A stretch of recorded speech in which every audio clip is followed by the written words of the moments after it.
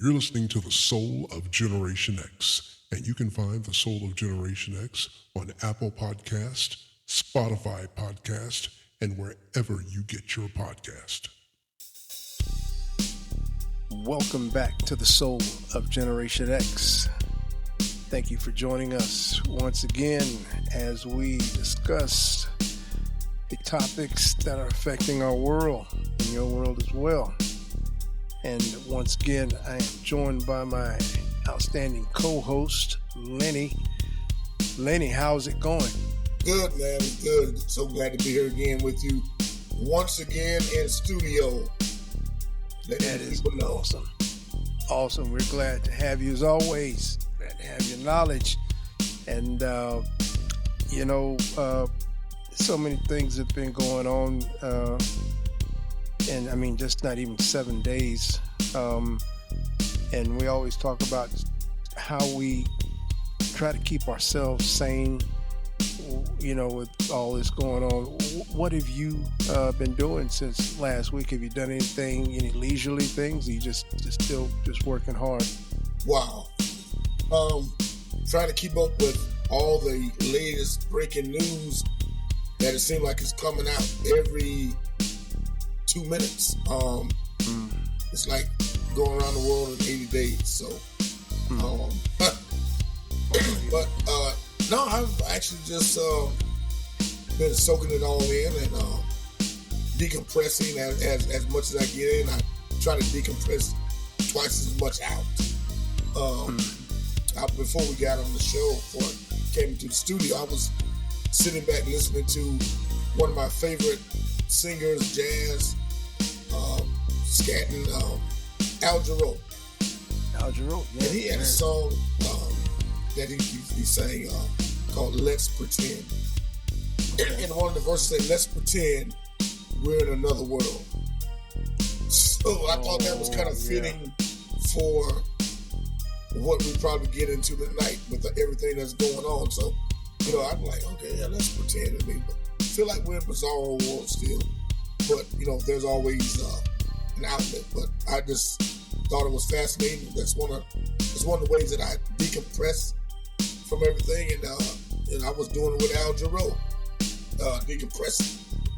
That's something that really is something I would do. I mean, because I like to immerse myself in music, whether I'm playing it or listening to it. It really takes me away from a lot of problems and things going on.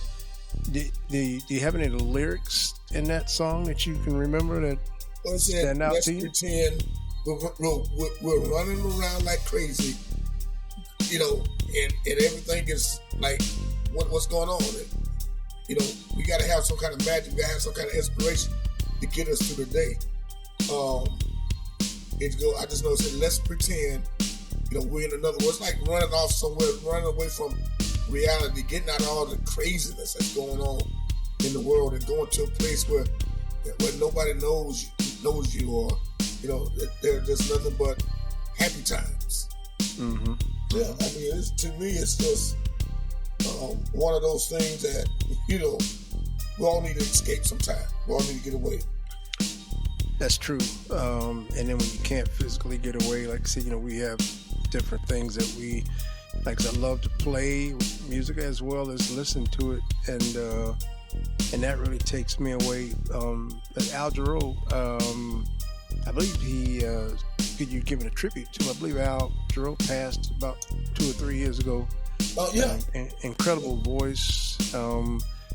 Some of those songs, like this song you didn't even hear, I think it was a B-side. It never was like you had to really be an Al Jarreau fan to delve in it. So maybe some of our listeners out there will take it upon themselves to check out Al Jarreau a little bit deeper, because I think some people only know his song Morning.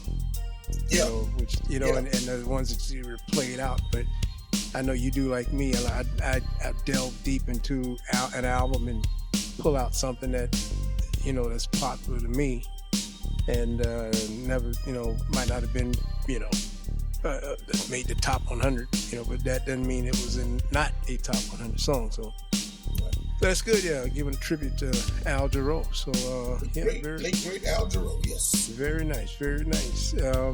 Anything else you've been doing, or you Yeah. just? Well, I didn't know that we had reverse slave trade going on till I saw where the white Afrikaners were imported into America.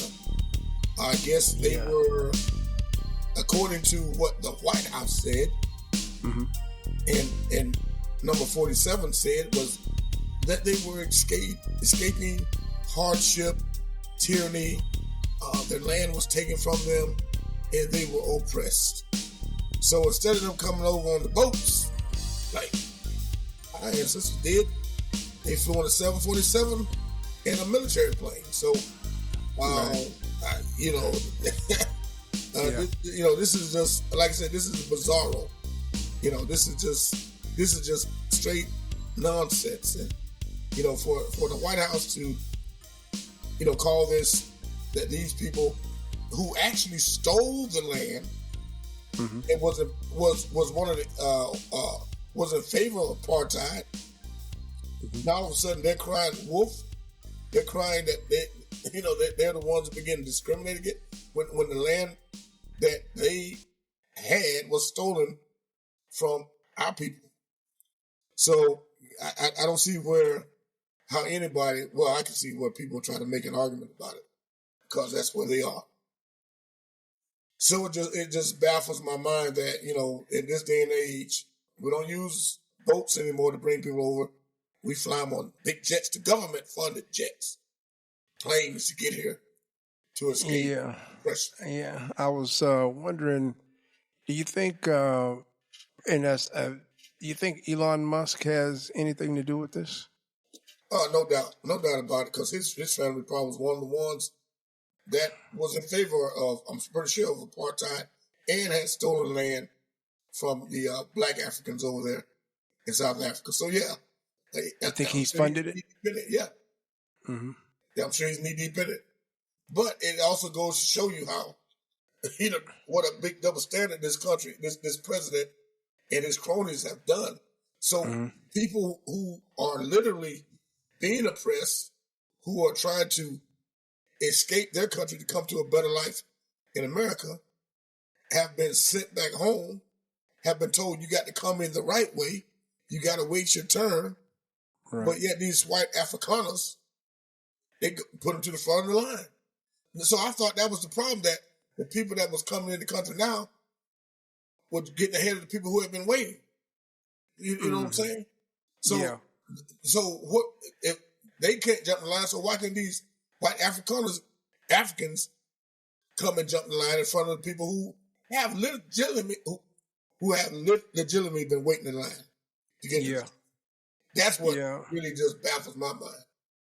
Well, I heard another fellow podcaster say in a joking manner, and he was sarcastic, really, but he was saying he's waiting for them to call themselves African Americans.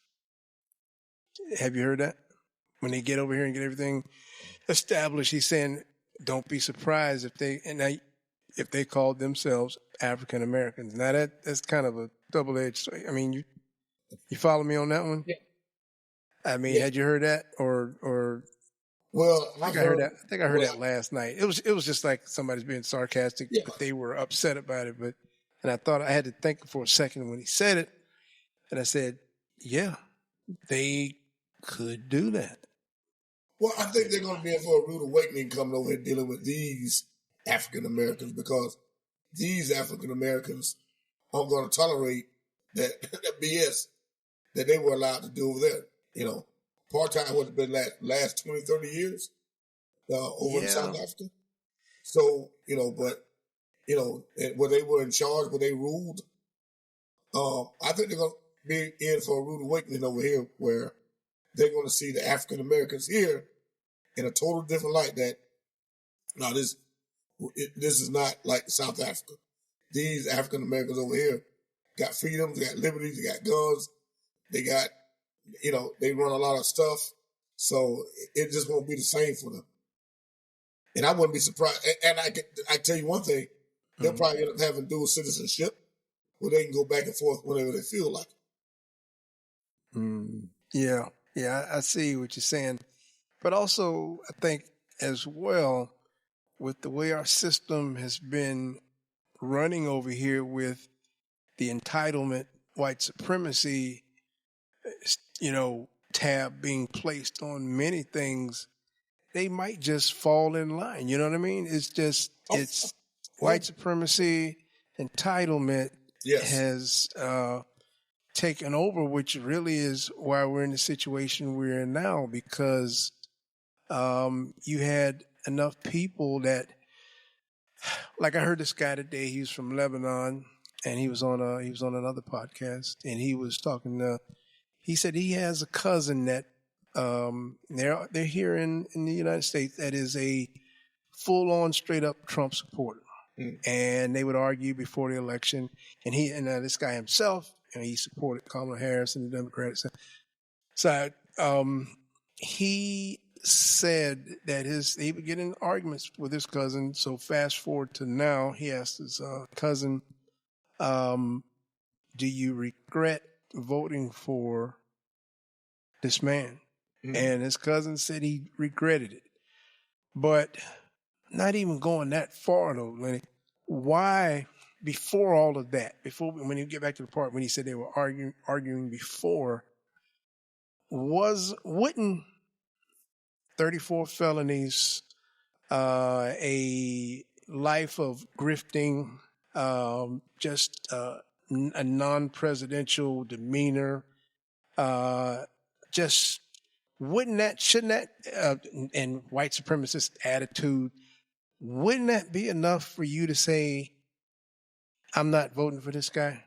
Why would we get into a situation where we even gets to, okay, you got Kamala Harris here and you got Donald Trump here with all the things that he's done, and this is going back before the election. Let me get your view on this. Why would we even have to stand that item up, this guy up against good versus evil? Why would 60% of Caucasian Americans settle for that than settle for this woman who happened to be shades darker than this guy? Why would they settle for that over her? Well, in my opinion, my humble opinion, I think has to do with something a lot deeper that's within them. Something in them identified with him, and he was able to draw on that. What it tells, it exposed. It didn't matter how good of a churchgoer that person was, or Ed claims to be, or a good friend on the job who has black friends and all this, and good old fishing buddy down at the creek, or my NASCAR buddy. It exposed and brought to light something that was deeply seated in them, in what Trump 47, whatever you want to call him, he started cultivating that, what was already in them. Now, maybe it was something ancestry that passed down through generational. Maybe they had a run-in, or somebody cut them off and they blurted out the N-word or the H-word, whatever. So as he started, and when I say cultivating, his language started being appealing to them. It started start manifesting itself in them. It's like when you nurture a plant from the seed, and you water, you fertilize, you nurture it, and you gotta keep the bugs off. You gotta put poison on it, kill all the bugs and stuff like that. So put some salt on it, put some lime on it. Lime on, yeah. But as he kept spouting off, it kept drawing them closer. It started nurturing that tree till it grew up in them. Now, they tried to suppress it for a long time, and actually they had a lot of us fooled. And I'm going to put this where the goats can get it, as my granddad used to say. Okay. This was already in them. The shaking of hands and back slapping, and, we're all in it together, and, 9/11, we got to pull together. Mm-hmm. Because if we're all in it together, then I'm not going to do nothing to try to hurt you. You're not going to do nothing to try to hurt me. Right. If I hear somebody coming out the mouth wrong about you, I got to stand up and put that person in check. Right. And I would expect the same thing in return. Right. But that didn't happen. No. That didn't happen. No, it didn't. So it created a love affair. And I'm going to call it what it is, a love affair that they have with 47. They love his language. They love his hair. They love his action. They want to be him. Mm-hmm. They want to be this guy. And I don't care how many times you sit up in the choir stand or praise and worship group and sit up in church day and night, go to all kind of different Bible study classes and all this. If you identify with that, then that's who you are. And as far as I'm concerned, it's no earthly good when you identify like that. Mm-hmm. Because it's not good for, and I'm not just talking spiritually, I'm talking just the common good of mankind. Right. Every empire has crumbled within itself like it's an implosion for the same principles that we see happening now. Yeah. That's true. It was already something there, like you said, but also in addition to that, so you're saying that something there would make you, and I don't make you choose good, make you choose evil over good. Depends on your definition of evil and good. Or you looking for what you think relates to you, and we're not saying every Caucasian person is like this or every black person is like this, or you're looking and you're seeing that, okay, I think I can relate to this. Now that's one Caucasian person, and you pull another Caucasian person over, and that person says, hey, I relate more to that over there, not, you know what I mean? So you never know. And so when you say that it's in them, why would it be in that one and not that one? And I know I'm getting kind of deep on that, but well, I think, people are different. People can try to fool you some of the time, but everybody can't fool you all the time. And people they have to be who they are. They can't contain who they are. If it's like this, if you let's say you stop drinking, but deep down you're still alcoholic. The first chance you get a chance to take a nip, you're gonna do that when nobody's watching, nobody's looking. No integrity. Then you're gonna try to get a same way if you're a gambler. If you stop gambling. But you go around the corner, you slip and buy your lottery ticket or scratch off, Right. And it just keeps growing and growing. So you really haven't kicked the habit. And I'm gonna just say, somebody cuts you off, oh, that black so-and-so cut me off, that N-word cut me off. You might let it slip out or say it, but you get home, you suppress it until another situation happens. Then you say it more frequently. You start getting around your pals and buddy. I can talk like this because Tom is not with us today. I can let my hand out and good use point. A little different language today. Yeah. So and I told somebody the day when I had to go to a breakfast conference this morning. My first vote as a young man, when I first started voting at a younger 18, matter of fact, was for a Republican. My first vote was for a Republican for president. I voted for a Republican president because it wasn't about, whether he was black or white. It was because of his policies that I identified with. Mm-hmm. And me being a reasonable person, if it was something that, that I thought was very egregious, no, I wouldn't have voted for him. But he had sound doctrine politics. So did the other guy, but I just felt that this would be good for the country, in my opinion. It wasn't hatred. It wasn't, the guy I voted for didn't show hatred or disdain for one race or another. Mm-hmm. That outwardly, he could have did it in his private time, but outwardly, when he was on TV or talking, it was, what we can do and, build a strong economy and country, yada, yada. Mm-hmm. As a matter of fact, I voted for 3 Republican presidents. And I'm not ashamed to say that because I thought their policies was pretty good. It wasn't demonizing the other side. It was just where I felt as someone who was in business,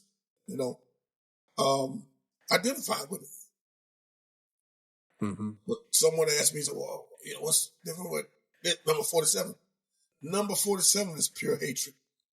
Evil, greedy, hatred, despicable, no value human being.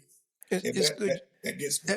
That point you brought up there about you said you voted for these guys, and I kind of thought about that today. I was at work. I think I was at lunch, coming from lunch, and just kind of getting some show prep kind of in my head, and I said, we have, and I can't think of, to get us hating each other, over the years, not hating totally, but I don't think I'd hate Democrats and Republicans. We get in a competition, and I just kind of just started going over in my head, just looking back, reminiscing after I listened to that podcast, and I tried to think, I said, even some of the presidents or people that were running for president that I may not have cared for back in the day. This is even going back as far as college. And I never, and I'm going to say it, I never had the hate for them. It was just like a football game. When we go out there and play ball, we go play another team, we go to another school. I never had the hate and anger and angst that I have for Donald Trump. Yep. And the people, and I'll add, and the people who support him. Because I don't have any feeling or sympathy for any of them that are going through some things that a lot of them. I don't. I think we talked about it a few episodes ago. I'm cold toward that. I literally, somebody was talking about the ICE thing today. Something happened to where they went into some restaurant somewhere and abducted some people because they were supposed to be undocumented, which undocumented is only a civil charge, which you don't go and handcuff somebody and take it, and those aren't real law enforcement officers anyway. Right. But and I thought about it. I said, you going in there, you're taking these people, whoever's. I said, the first thing that came to my head was, well, you're going to keep going. No houses are going to get built. Vegetables are going to be, as you say, rotting in the field, and various things that our undocumented immigrants would do. I said, that's good. I said, and I wasn't saying it good that they got caught. I said, good. I hope that these people experience the low end of what they're a part of or what they're doing. But getting back to the meat of what we're talking about, I just never, during elections, it would be more like I said, like a sports situation, a game. We're competing because this person, but I never had the anger for somebody like I have, you know, with Donald Trump in this situation. And I say that because I don't really. He's just a figurehead with all of this. Yeah. We know who's, we can get into Stephen Miller and all these guys. These are the people who are actually concocting all the things that are going on and just using him out front. Yeah. But still, he started this, and the angst that I have for him and those who supported him is 150%. Yeah. And I don't take that back. Right. Yeah, I mean, it's like I said, it starts small and it builds its way up inside a person. And you never know what triggers it in the person. Maybe they had a run-in or bad experience with someone from another race or whatever. Maybe they're upset because their children or got pregnant from somebody from another race, or the son is dating someone else. But whatever it is, it was something that was already there. And, until they come to grips with it and just say, hey, listen, this is, admit to themselves that, hey, why am I hating this person? Why am I identifying with this guy when I know it's wrong? And a lot of them know it's wrong, but they just can't help themselves. They can't help themselves. It's something that's pulling them. It's like a gravitational pull that's just, they can't pull away from it. Now, a lot of them don't even want to pull away from it. They run to it. That's how they get their fix. That's how it's like a dope addict runs to get that needle in his arm. And that's what they are. They run to 47 to get injected with high. And they go back out and talk crap. And when they get shot down, they come back in. That is a great example, a way to put it, a way to parody that. That is really very unique the way you put that. Say that one more time. Let's say it. It's like a dope addict. Someone, they're waiting to put a needle in their arm, and when they want their fix, they run to 47, and he injects them with all kind of foolish nonsense and hate, and they go out and spew it out again, and then when they get shot down with the facts, they run back to him again and get some more. So it's a repeat cycle with them. Man, that is so profound to the way you put it like that. He and as you were saying that, I was picturing a syringe. Yeah. And I was picturing an arm open and somebody. I'm serious. I mean, I just, that's how I think like that, and I'm seeing that vein pop up and that syringe goes right in there, and that hate just comes, and he just injects them with hate and makes them feel that, hey, it's okay to be this way. Yeah. I'm going to go out and I'm going to be this way. I don't care about so-and-so who I work with or so-and-so. I'm going to go out and be. Donald Trump has given me the prescription that I need, the meds that I need to, and then when you take that a step further, what is the best way that a heroin addict or a drug addict like that gets rid of that syringe? What do you do? You gotta stomp it out, throw it away, break it up, right? Well, if you ever been around a heroin addict, yes, I have. Detox, and sometimes it works and sometimes it doesn't. What these people will have to come to grips with when this is all said and done, are they going to be able to manage? And I'm serious about this. A lot of these people will not be able to function. I'm predicting that, and I'm not trying to hope bad on anybody. I predict a lot of them will have some serious withdrawals. Some of them might take up arms against the government again. Some of them might go on a shooting spree. Some of them might kill themselves. True. Some of them might get off the grid and live in the up in the mountains like Grizzly Adams or somebody. Grizzly Some Adams. of them might get some of them might have enough support to go get them some help, therapy, professional help.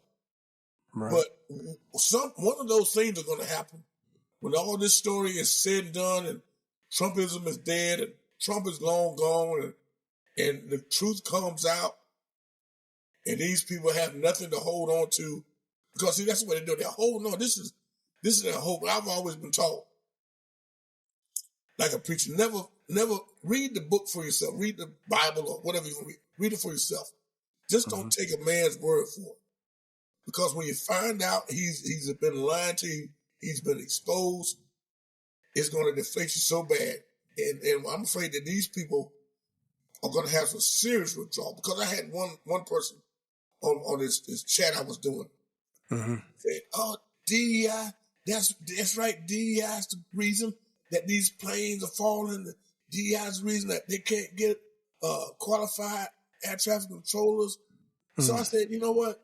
I don't know if you ever flew or not, I said, but if you find out when you taxing down the runway or 35,000 feet in the air that you got a black pilot, what are you going to do? Or you have a Hispanic pilot or a woman pilot, what are you going to do? You asked this guy that? Yeah, what are you going to do? Well, okay. What did he say? Are you going to want to, they never did respond. Are you going to want to get out the plane at 35,000 feet? Or you never going to fly again? No, you're not going to do none of that. You're going to sit your butt down and enjoy the ride. Your main thing is you want to get there safe. I don't care who the pilot is.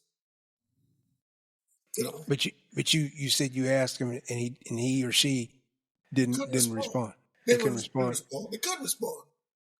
So because, see, they like we go back to the syringe. See, when they got a fix, came out with this, but when they got shot down, now she's gonna have to run back and get some more ammunition, get shot up again with that syringe and make that vein pop up and tie that band around her elbow and inject it in, and she'll come back with another foolish nonsense. Shoot it down again. Man, that is, like I said, that is so profound, man. I'm as you talk about that, I'm sitting here picturing that again. Yeah. Like you said, he or she needed, they couldn't answer you. You shut them down. Right. So they got to go back and get that fix and then come back with some more foolishness, as you said. Yeah. Maybe. But, and when you ask this person that, you're saying it could have been a black person, could have been, but you're thinking it's a Caucasian person, but we'll say it is. That same person that's spewing all that hate out to you will go sit up at Longhorn Steakhouse or Outback and accept that meal that brother has cooked back there. A lot of times, you're going to put in your body. Yeah. This, which they've been doing for 400 years. Yeah. You're going to accept that you spewing all this hatred and poison to Lenny online, but then you go out and you sit down at that table and you order that meal, and you look in the back there and it's a black man that took that porterhouse off of that grill, right, and put it in that plate. Do you eat it? What do you do? I mean, we got some hypocrisy going on here, right? Right. Oh yeah, big hypocrisy. And since you brought up about Longhorns, you remember that commercial way back? We were a lot young kids, and it said, "Someone's in the kitchen at Morrison." Yes, Morrison's. And yes, who was you see back there cooking all that food? It was all us. No, Lenny. It was us. And then when you actually go to Morrison's, who do you see in there? Us. Yeah. Black folk. Yeah. Okay. You'd see us in there. Yeah. Okay. That's a very good point that you brought. Yeah. So the hypocrisy of I can't do this, I can't do that, and blah, blah, blah, and but you go and sit down and you eat this meal. Yeah. It makes you just wonder. Well, it'll make you wonder because are you putting on like you said last week? Are you putting on? Yeah. Yeah. Are you putting on because you need some attention? Right. Are you a loser? Right. Are you that much of a loser that you need to put on, that you got to care about somebody else's business that much? You know, you worried about, you're worried about LGBTQ going here and going there. You're worried about transgender people doing this. And is it affecting you? Right. You worried about, oh, we can't have this and that there. The undocumented immigrants, blah, blah, they're not supposed to. Well, did you stop to think, to look and check and see what supposedly undocumented immigrants do for you? Right. How they contribute to your government? In addition to doing things that many of us probably would not do, for 14 hours a day. Right. In some places. Right. But you spew this off because I don't know. Right. And I'm just turn this another way for real quick. Okay. We as minorities in this country, we have to go into every, I'm going to say, critical situation, hoping that the services that we get and the people that provide those services are true. And I'm going to give you a good example. Mm-hmm. When you go to the doctor, let's say you got to have surgery. You don't know what your doctor does outside of his profession. Mm. You don't know if he dressed up in the white robe and this and that. But when we as minorities, we have to go in with the hope and belief and pray that this guy is who he says. True. Yes, very true. Very true. Very true.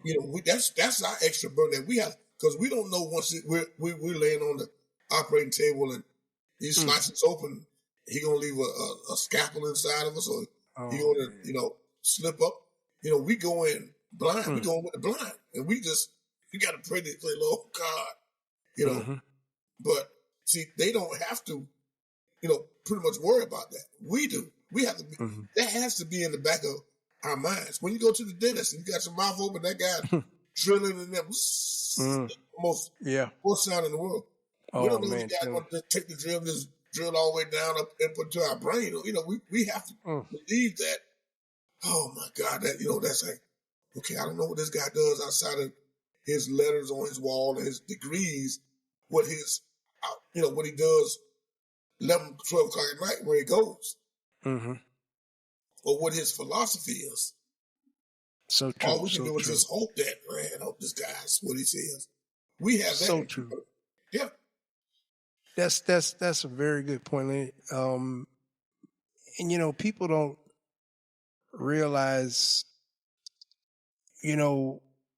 what someone goes through, and we say us because, we were kidnapped and brought here. We didn't come here because we wanted waterfalls and the fishing and the flowing brook down there. We want to camp. We were brought here, kidnapped and brought here. We didn't ask to come here. So our numbers here are what? We're like 12 or 13% of the country, if that much, right? Something like that.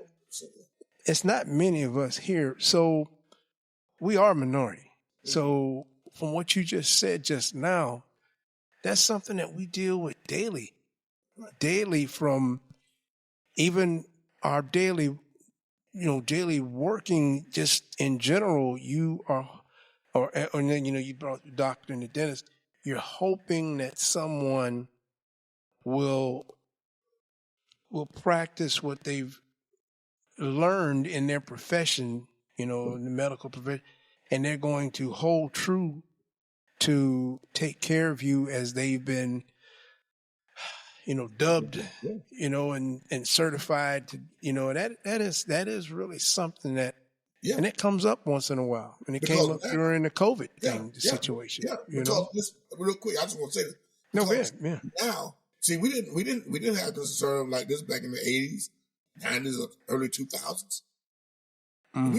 Now we have to speculate and question everything. Now, when you go to the doctor and you hope that your doctor's giving you the right prognosis and diagnosis, because you don't know what side of the spectrum he's coming from. You don't know if he's able to put his whatever he believes politically, if he's able to check it at the door. You don't know if he's able to do that or not. We just don't know. When I go get adjusted my chiropractor, I don't know if what his belief is. I hope he seems like a nice guy, but I hope he's able to leave his politics at the door. You don't know. You don't know. Yeah. And that's something we've dealt with.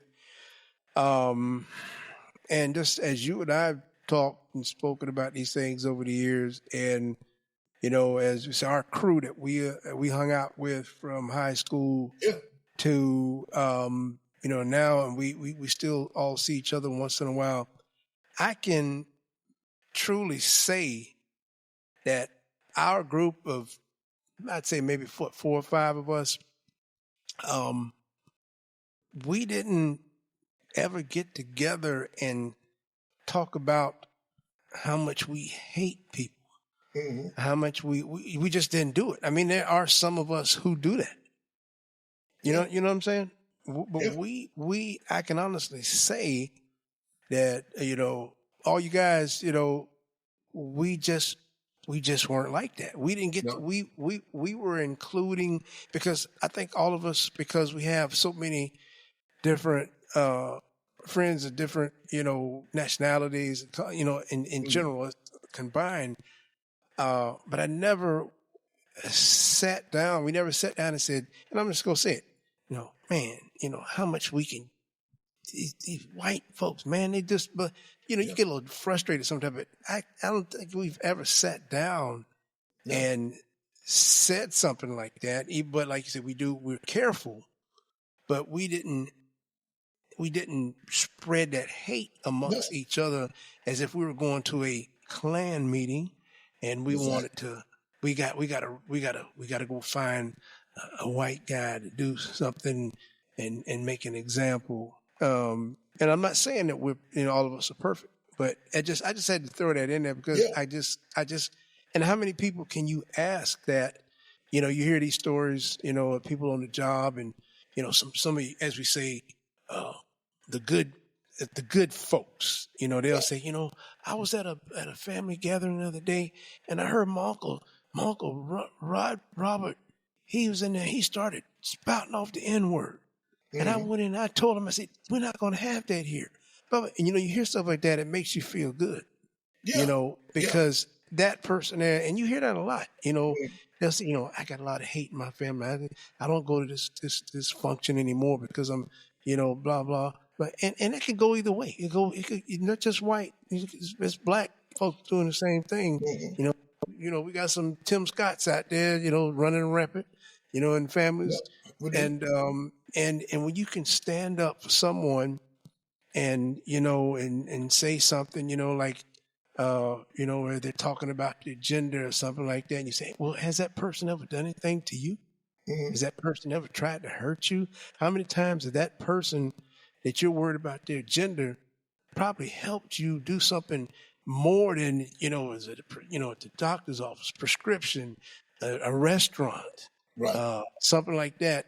So just hating on somebody because you think you got the power or because or the numbers, it just, that syringe doesn't, as you put it, man, you're going to make me go back to the syringe over and over, probably. But that syringe won't they won't change until that syringe is somehow destroyed. Cracked and destroyed, stepped on, needle broken. You know what I mean? Right, you're right. And we know at the moment we could say we know who that one syringe is, but daily we're finding out there are multiple syringes. You know, we're looking at, Donald Trump, right? Yeah. Stephen Miller, Supreme Court, parts of the Supreme Court, You're right. representatives who are supposed to be protecting all of their constituents, right? Exactly. So we have multiple syringes. I think you, Lenny, I think you've given us the title of the show. That's what I hear. So I hear some of the podcasts I listen to. You'll hear them say, "You know what? You just gave us the title of the show," and you look, and that's the title of the show. Man, this is really some eye-opening conversation on this. Wow. You know what? Let's take a break, and we'll come right back after these messages.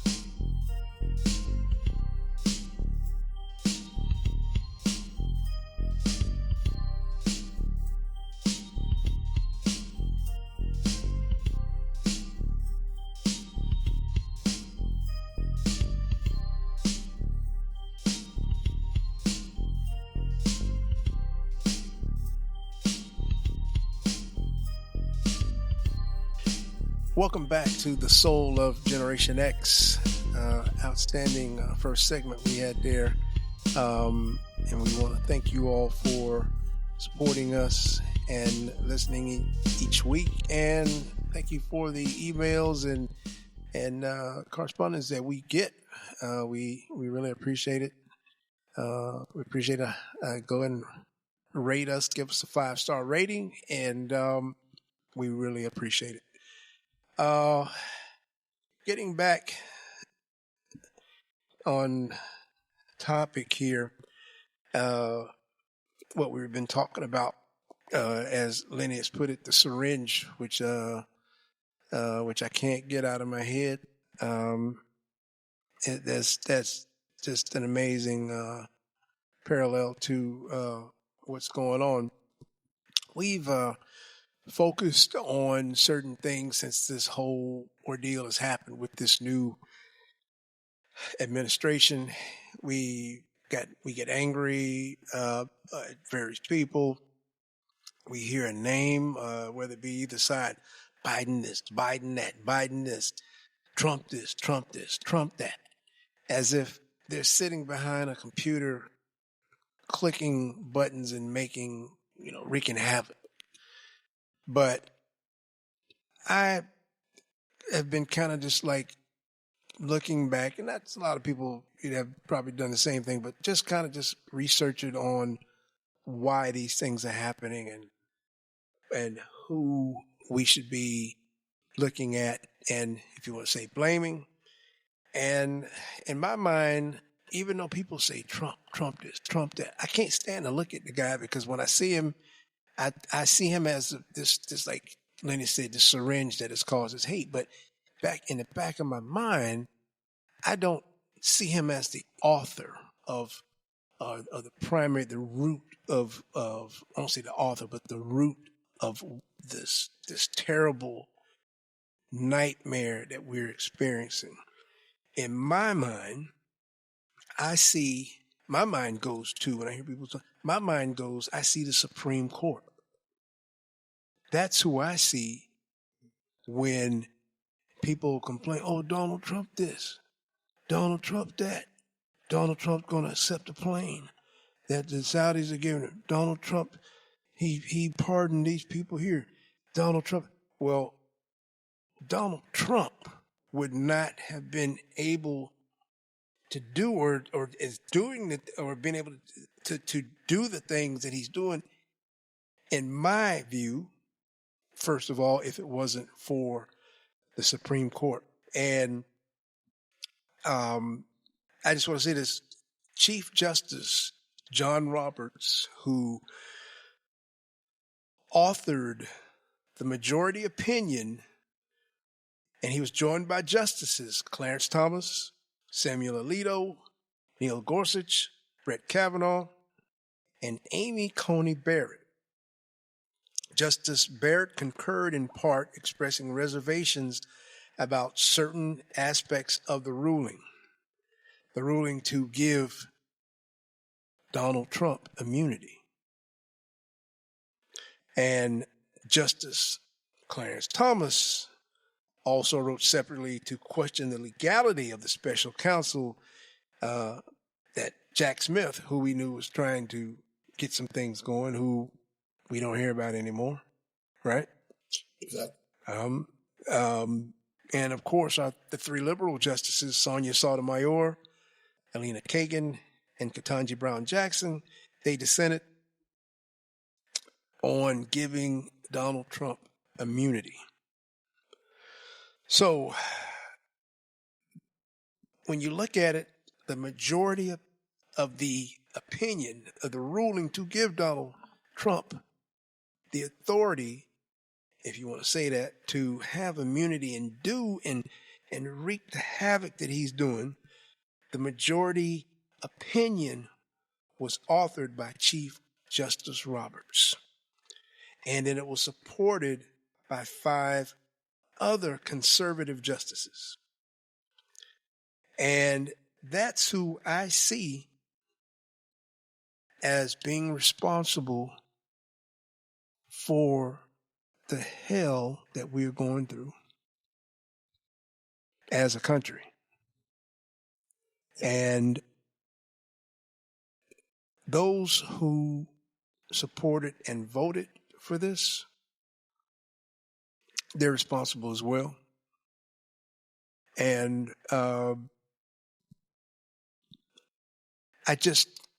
Donald Trump does not come to my mind in that way. And that's the way my mind thinks like that. I guess I get angry with thinking how he's been the syringe in the arm of causing this drug-induced mess that this country is going, as Lenny put it. But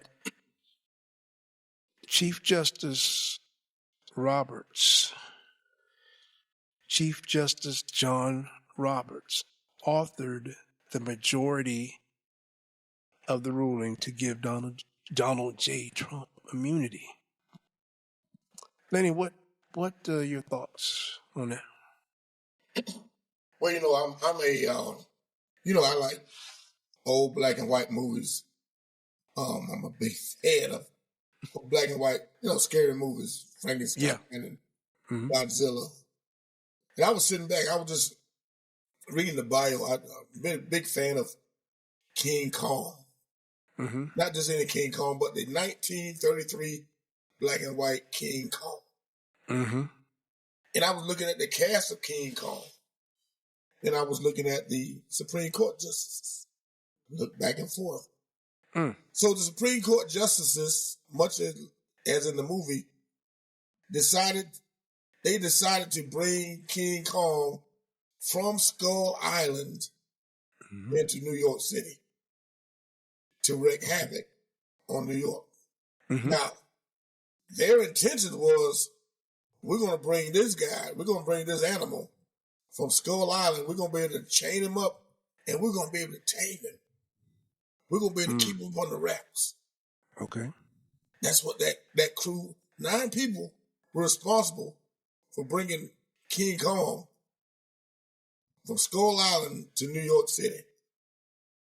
Okay. And chained up, we can control this guy.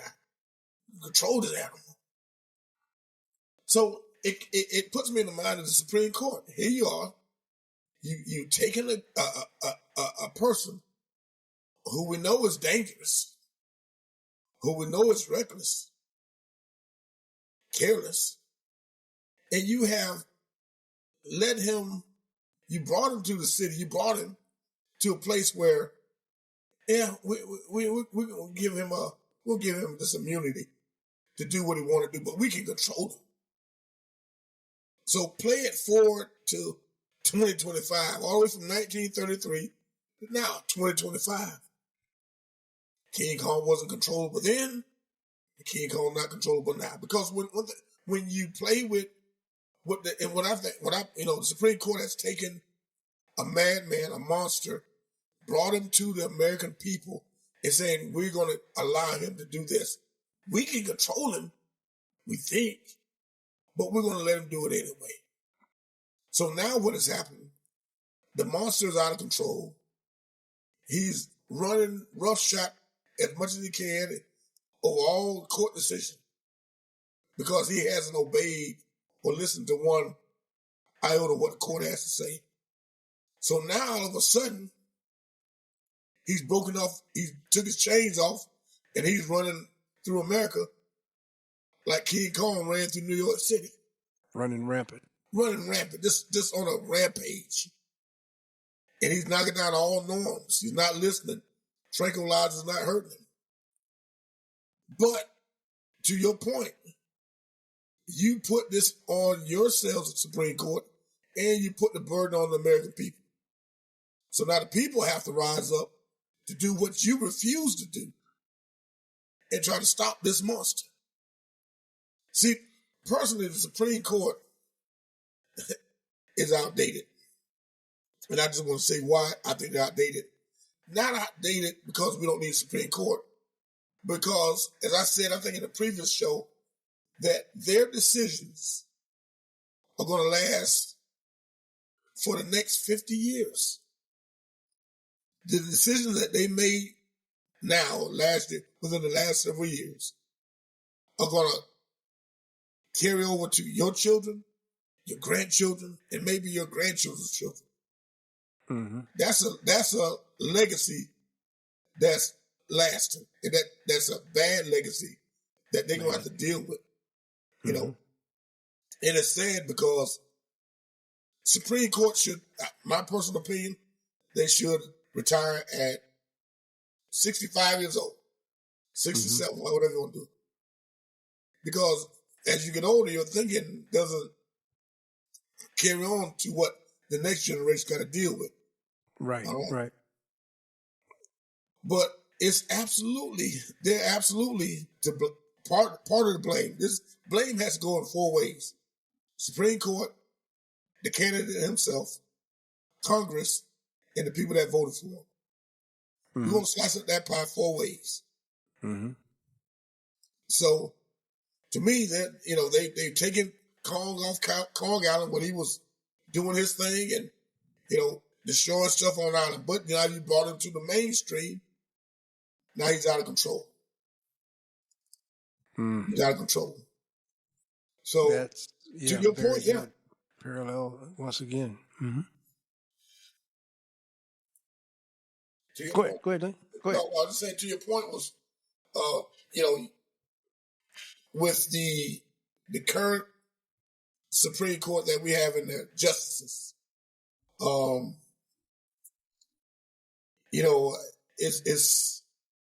it's sad because there is no justice. There is no law anymore. When you got a Supreme Court justice that hangs the American flag upside down, when you have a Supreme Court justice that takes bribes. Good point on that one.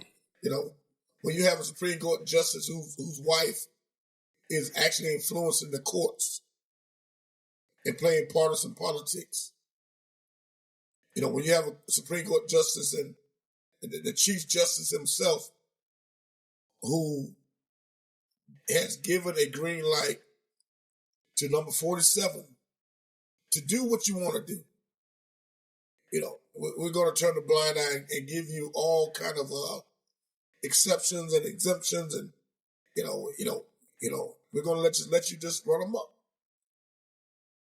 So to me, there is no law. I mean, once this guy has blew through all the laws, like he's running red lights in a getaway car, and how do you stop him? You can't trust the courts.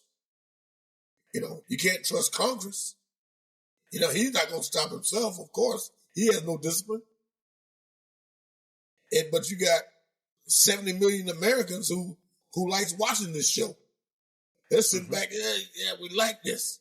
We like that the bad guy's getting away. But when did we like the bad guy getting away? You know? Mm-hmm. You know, what did that happen at? When we cheer for, we cheer for bad guys to get away with crimes and mischievous stuff. Where did this happen at? Where did we lose focus? Mm. Very true, very true. And you wonder, like, well, who watches the Supreme Court? Who do they report to? Who does the checks and balances on them per se, which should be Congress, correct? It should be. Should be Congress. Should be Department of Justice as well. Yeah. Should be Congress. It should be the Department of Justice. But when you sit back, you look, okay, we got another evil syringe, Pam Bondi. Yeah. Okay, Department of Justice. Then we have these spineless Republicans in Congress who could help stop this nonsense. Stop seeing these actions that we're having.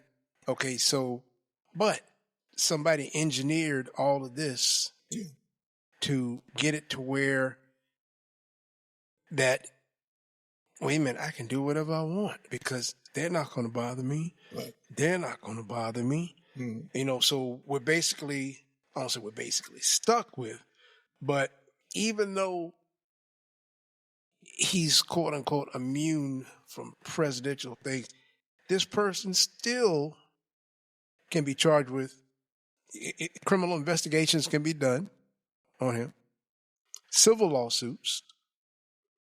And we mentioned in Congress, impeachment, but I don't know how much that's going to take an effect because, like I say, these people are spineless and they're opportunists, and they'll just sit there and watch this man just rob a bank.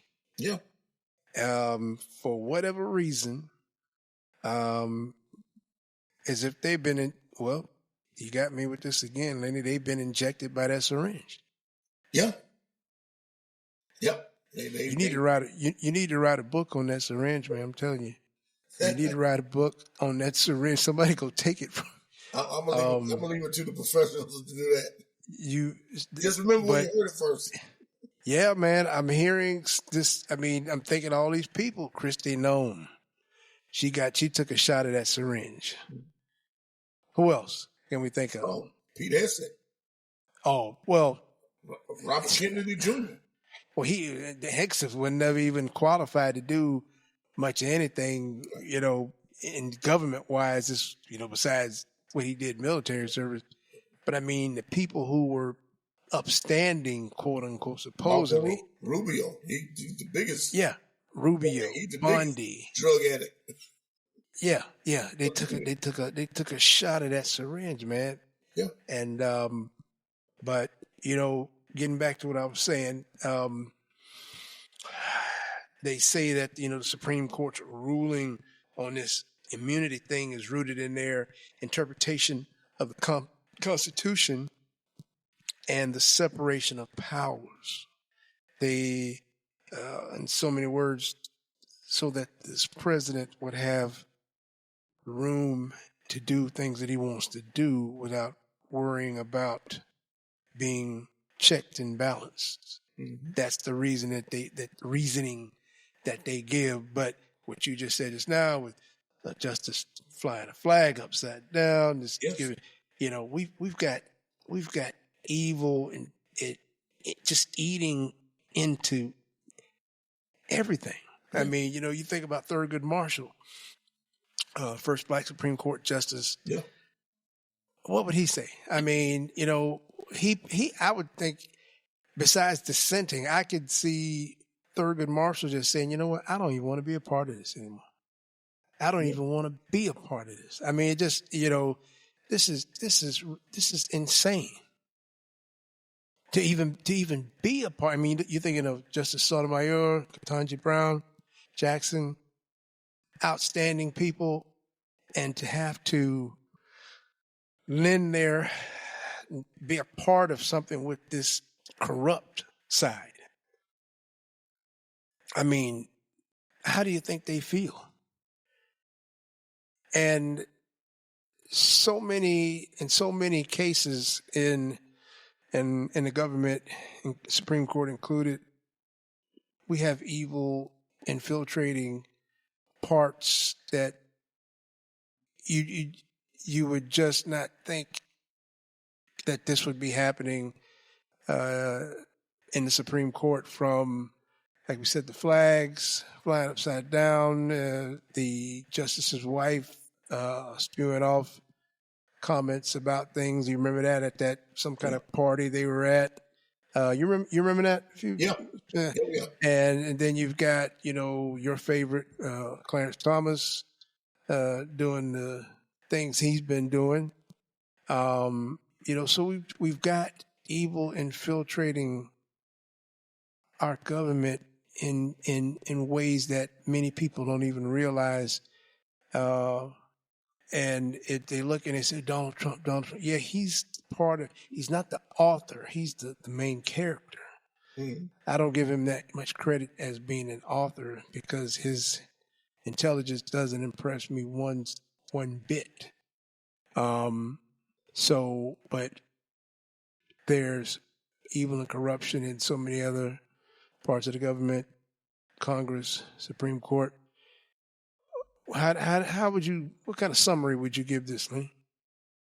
Well, I'm an old school guy. Well, wasn't always old school, but I remember as a kid, my take with the Supreme Court, and I'm just gonna real quick. I'm gonna say my first how I envisioned the Supreme Court was when I used to watch the cartoon or the show called Shazam. And Shazam, Shazam. He's an old elders, Fleet and strong and wise, people before my seeking eyes. Yep, Shazam, yeah. Mm-hmm. And you see those guys sitting up there, with big chairs, they say, Billy, what is going on? You remember that voice that we used? Billy, right. Young Billy Batson. Billy Batson, yeah. Billy Batson. So I envision them as wise men to give good sound counsel, to give good directions and as an overseer for what was right. Because, Billy Batson always wanted to try to do what's right and find the best possible solution to a problem. So that was my first, envision of what a Supreme Court would look like. Okay. I don't know if that makes sense, but in my young mind, that's when you hear about the Supreme Court, hey, Billy Baxter, you talk to this guy at the Supreme Court, they're wise, wise men, good counsel. So, but we have gotten so far from that. You got people on the take, people that are anti-American on the Supreme Court. Opportunists. Yeah, opportunists. Everywhere. Purveyors of evil.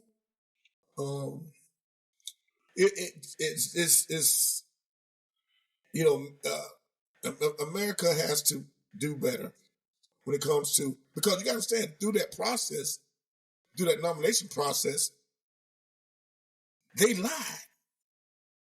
Kavanaugh lied. Amy Coney Barrett lied.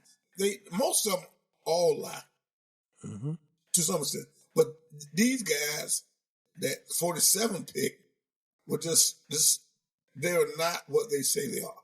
What they told American people they're going to be. Not what they told. They're not what they told that committee they were going to be. You cannot, if you can't trust the word of someone who's supposed to be, laying down the law and the last word on anything in this country, then who can you trust? Maybe that they should have a term limit again. Maybe the people, they need to be voted on just like the president. Our whole election system is based on, except for two things. getting people in the Supreme Court and the president, because everywhere else in our society is done by the popular vote. Mm-hmm. If a majority, what do you always say? Majority rules. But why can't it rule as when you're picking a president or you're picking Supreme Court justices? Mm-hmm. Just the majority rules, not that electoral nonsense, electoral college nonsense. But that was, why that was created. We know, Right. why that was created. We won't go into that, but that's always been evil and underhanded when I first started learning civics in high school, and Right. so yeah, that is there are no checks and balances, and there should be a way that, this is just me coming up with something here, but in the United Nations, where the United Nations maybe could, because there's supposed to be a group of upstanding folks, right? The United Nations people, when they, from different, maybe there should be something where the United Nations could be an extra or a watchdog on situations, because basically, literally, what the Supreme Court rules is word. I mean, that's it's like whatever, we got to go, like we said, to another galaxy somewhere to find, and it shouldn't be that way. Yeah. Maybe like I said, the United Nations, could, hey, is this, is what you guys are doing here? This is per se. Is this constitutional? Is this right? Is this is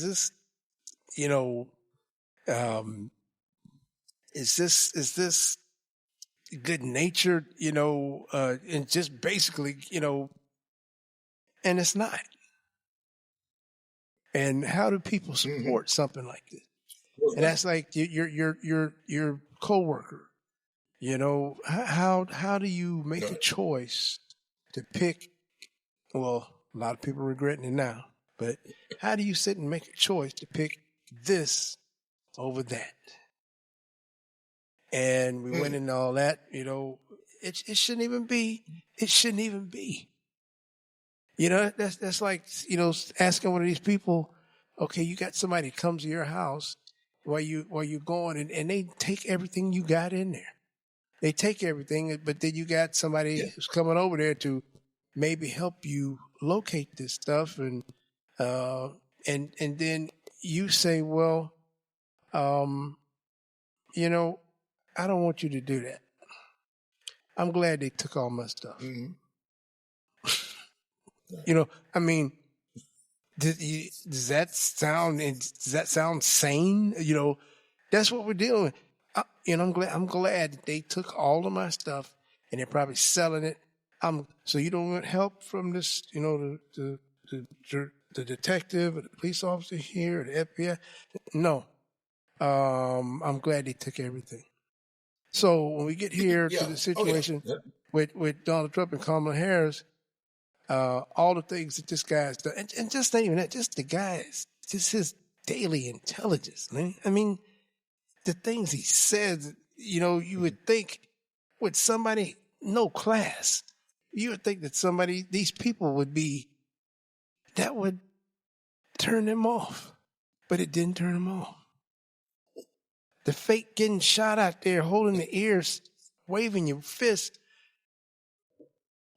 that was no deal breakers. Well, nothing was a deal breaker. Nothing. Right. From the racism to the supporting racists to doing all these things, and you see these people daily and they're smiling. Hey, Lenny, how you doing today? You just wish you could look inside their head and and see what they're actually thinking. It's just it is somebody's going to have to come up with something here. But anyway, Oh yeah, no doubt. That's pretty much what I had. Pretty much all I got. You got anything you want No, to I add? mean, I think you summed it up pretty well and to the point. Um, you know, if you can't, if our Supreme Court has, which I believe has failed us as a country, then it's up to the voters. It's up to for the 90 million people that sat on the behind and didn't vote to get off the couch next election, 90 midterms, million. and go out and vote.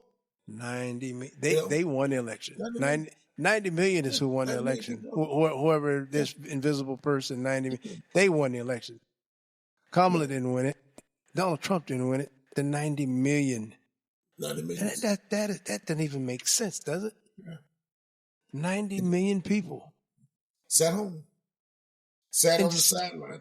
and said, I'm not They voting. didn't say, no one raised their hand and said, I want to go in, coach.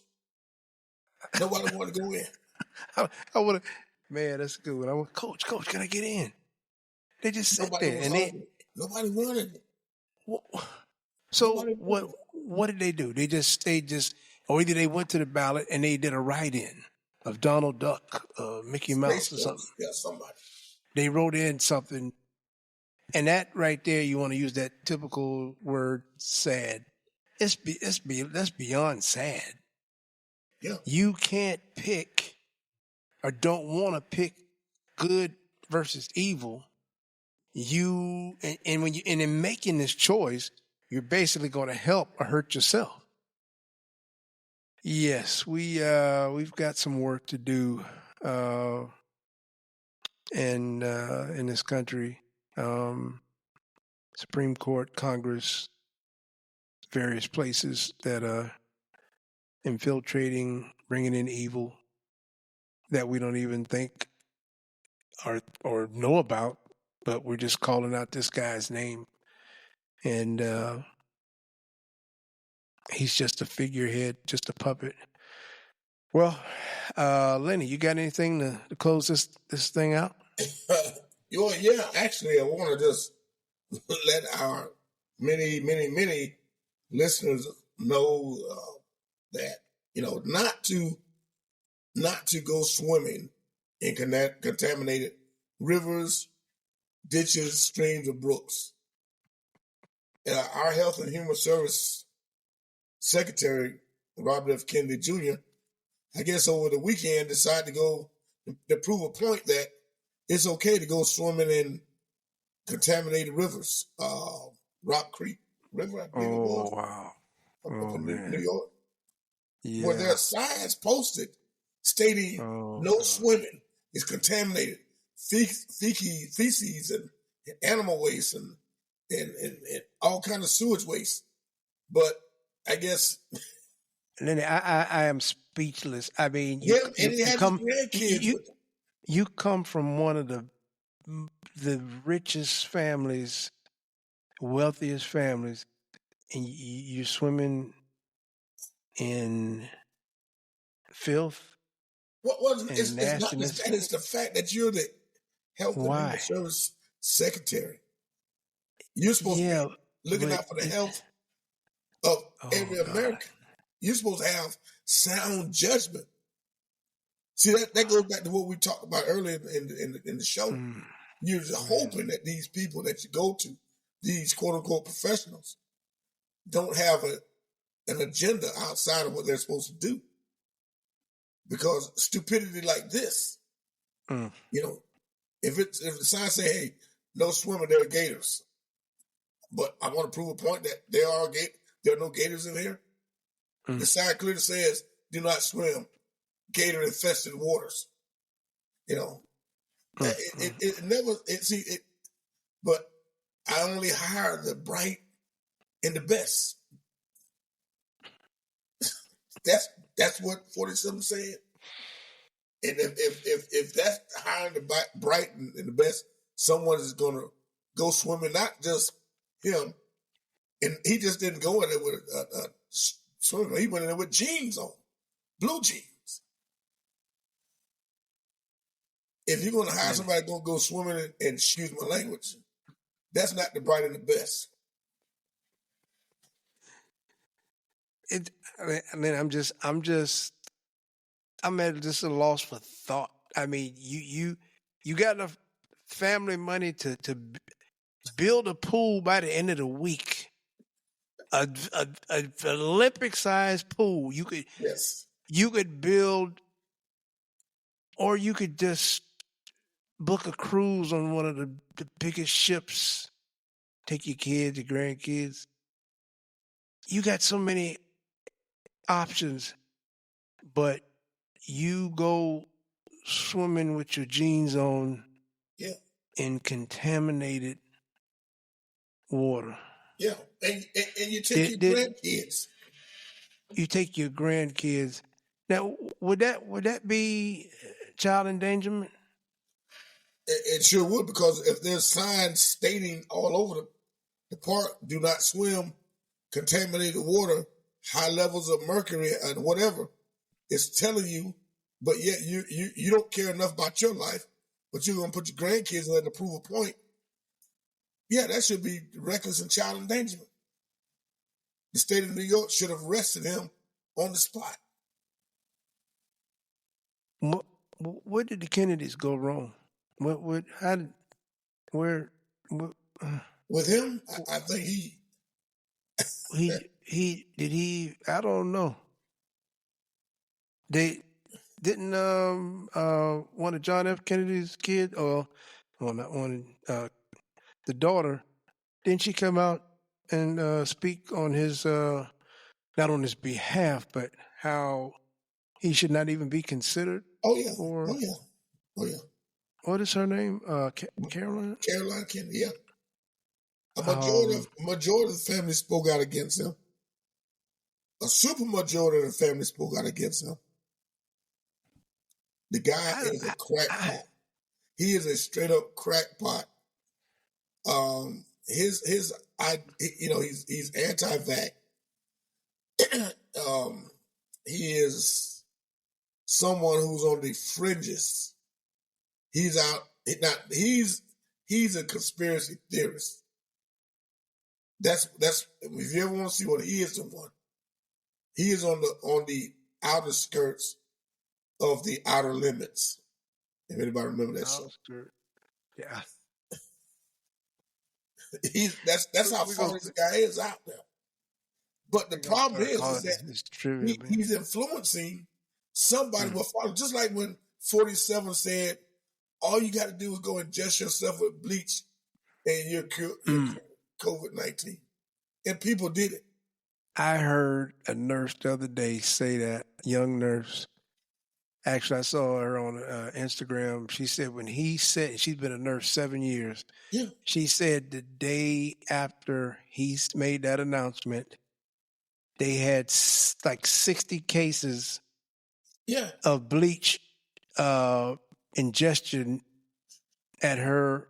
I think she's working in the emergency room the day after. Yeah. So these people actually went and they did that. Yeah. Even with the horse hormones, what they were injecting. What was that veterinary drug they were? Vermectin? Yeah, something that injected the horses. That you inject in the horses. They were shining ultraviolet lights in the body. Yeah, that gets to a level of you look and you say, wait a minute, did the Department of Education fail them? Because these people are they off the track, they derailed. Right. Yeah, man, they are derailed. They are deranged. Back in the day when we watched our fathers and grandfathers siphon gasoline. Yeah. We were like, how did they do that? Yeah. And I got in a situation one time where I was traveling and I had to siphon some gasoline. The first time ever doing it. But I seen my granddad do it. Oh, he do it. He did. I think I can do it. Okay. And it almost killed me on the side of the road. I swallowed so much gasoline. So I ran into a convenience store. I didn't care. I grabbed a 2-liter drink off the shelf, started chugging it to get that nasty gasoline taste out of my mouth because I thought I was going to die. And I'm like, okay, I saw him do it. Oh, It didn't kill him. But the problem is the technique. Lenny, man. Just Lenny, man, you on a roll tonight, man. Oh my God, you on a roll. Being here today. Lenny, you on a roll. Because I swallowed that gas up, went up in my throat and my lung, and I thought I was going to die. I was actually traveling. I was going out there. And the store was getting ready to close. I was siphoning gas. And I said, oh, God, please not here. Not in Georgia. Ooh, oh, my God. I'm speechless. I am speechless, man. Oh, that was a trying time. That was a good story, man. What my grandfather had was training. He was trained to do what he was doing, all right? So the moral to this story, don't do stuff that you're not capable of doing. Don't siphon gas if you don't know what the hell you're doing. Don't swim in contaminated creeks with feces and animal waste and all this other stuff and pollution because you're going to kill yourself. That is ridiculous, man. Yeah. So just take heed. Listen to professionals, not someone who claims to be a professional. See, my grandfather was a professional at doing sucking gas and diesel, and letting it drain out and somewhere else. It's flowing like you had a gas pump. Mm-hmm. So if you don't know what you're doing, don't siphon gas, and don't listen to crazy people who tell you to jump in contaminated ditches and rivers and brooks and streams because it might cost you your life. Oh my God. So that's all I got. Wow. Man, that is once again an incredible story by Lenny. Lenny has filled our cup tonight with knowledge and profound examples that you've never heard. I mean, I don't think you can hear it on late night TV. I don't even think Johnny Carson had the Lenny had some great material this evening. But in all seriousness, that great material coincided with a good parallel in teaching what our topic was tonight, our topics, which, basically you want to get down to it, government corruption at the highest levels, at many levels. But once again, yes, we want to thank my co-host Lenny for his observations and great insight, entertaining and gripping. Lenny can grip you with that insight. I'm sure our audience has enjoyed that. And we thank him for blessing us with that this evening. We want to thank everybody out there for all our listeners for supporting us around the world. It's amazing. Lenny, have you been in contact with any of our listeners? And we had listeners. Oh yeah. They responded. They still responding. Okay. Really enjoyed the show. Okay. Being such a big time difference. Yeah. They asked, "Hey, when's the show going to be up? When's it going to be up?" Wow, that is amazing. We're getting it out there, but it's so good to know that a reasonable voice to get out there. Truth and honesty. It's not. Truth and like honesty, you said, before, we're not here to. Well, I ain't gonna say about bash anybody, but I'm gonna hold people accountable for their actions and how they think and how they carry themselves. Yeah, of course I'm gonna do that. Mm-hmm. But it's not hatred, but it's holding people accountable for their vote, for their actions, for how they think about me as a person Mm-hmm. how they feel. And it's not all about me. It's, they may feel the same way. But in this day and age, I'm not giving the pass. Mm-hmm. The hall pass has been revoked. Mm-hmm. Yeah. Nice. Very nice. Very nice. Yes, we appreciate all our support, all our listeners, and we want to just thank you all for just tuning in. And it's like Lenny said, we're coming at you with truth, and it's not it's no game. This is something that we deal with daily, and it can really get to you emotionally. Lots of anxiety, depression that we all experience. I experience it, Lenny experiences it, plenty of you out there experience it. You just don't know what tomorrow's, you're trying to hope that tomorrow doesn't bring something, this is something really, really just, it's not good. And we're here to hopefully help you, and we help ourselves as well get through this, and keep an eye out as we will, and report to you all what's going on as we've been doing, and people are going to hear it, and that's what we want. Yep. And that's what we want. We're worldwide. We are on Apple Podcasts. We're on Spotify Podcasts. We are now on YouTube as well. The mighty YouTube, iHeartRadio, Pandora, just to name a few. But like I said, we are now on YouTube. So we're not just worldwide. We're going out in space as well, probably.